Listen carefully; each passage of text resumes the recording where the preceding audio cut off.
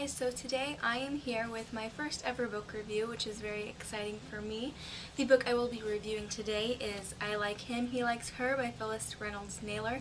I mentioned this in a couple videos now, but this is the first book that I finished this month, which means I am going to have to read like crazy these next 2 weeks because I've only been able to finish 1 out of the 6 books that I am supposed to be reading.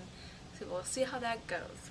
I Like Him, He Likes Her is a bind-up of 3 books, Alice Alone, Simply Alice, and Patiently Alice, which are actually book 13, 14, and 15 in the Alice series. Just to warn you, this review will have spoilers in it simply because it is a bind-up of books, not just one, so in order to review the second and third book, I will have to give up some information on what happened in the first book or the second book. Otherwise it won't make much sense.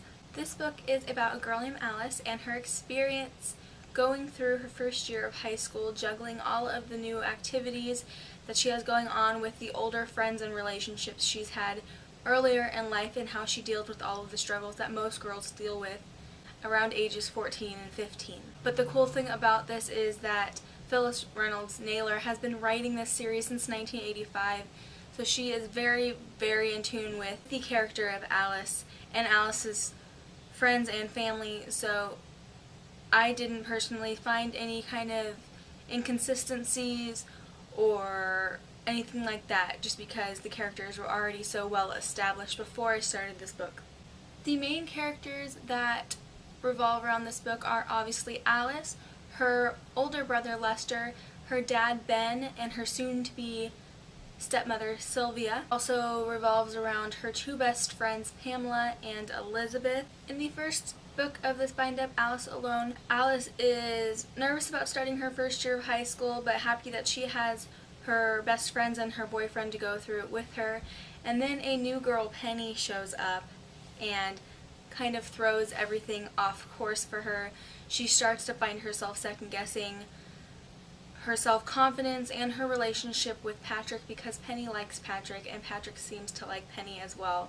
Unfortunately for Alice, the relationship with Patrick does not seem to work out because of all of the insecurities, and because boys are stupid. He admits to her that he does like Penny and he wants to be able to see both of them for a while, which I don't understand why anyone would ever say that and expect it to be okay. So they end up breaking up and she takes it very hard.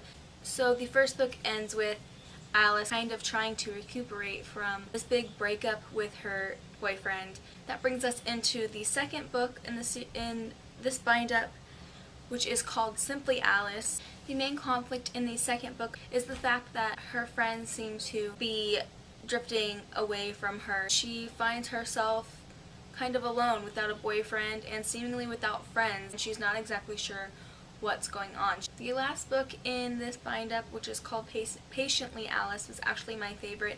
Alice goes off to a camp as an assistant camp counselor with Pamela and Elizabeth and her other friend Gwen, and this camp is for underprivileged children. She starts to realize just how good she has it and just how good her friends have it, and she also learns that life is about change. She can't count on anything else besides change. Her father's relationship with Sylvia has kind of caught a snag. They're supposed to be getting married, but things happen and it has to be postponed.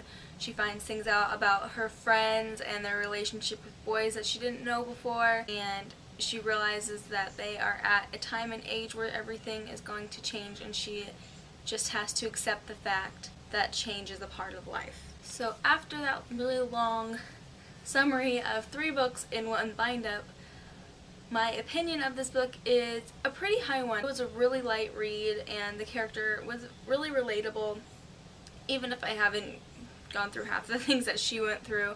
There were a lot of funny moments, there were a lot of serious moments. The book deals with a lot of things: physical, mental, sexual abuse, not for Alice necessarily, but with people that she knows and people that she interacts with, as well as issues in the family, parents getting remarried, parents getting divorced. So if you go into reading this book not expecting to be blown away by this profound philosophical book, I think you'll really enjoy it. I also really liked how throughout the book, Alice matures realistically. She doesn't stay this 14-year-old girl out of 8th grade going into 9th grade where she thinks everything is so taboo and everything needs to stay the same.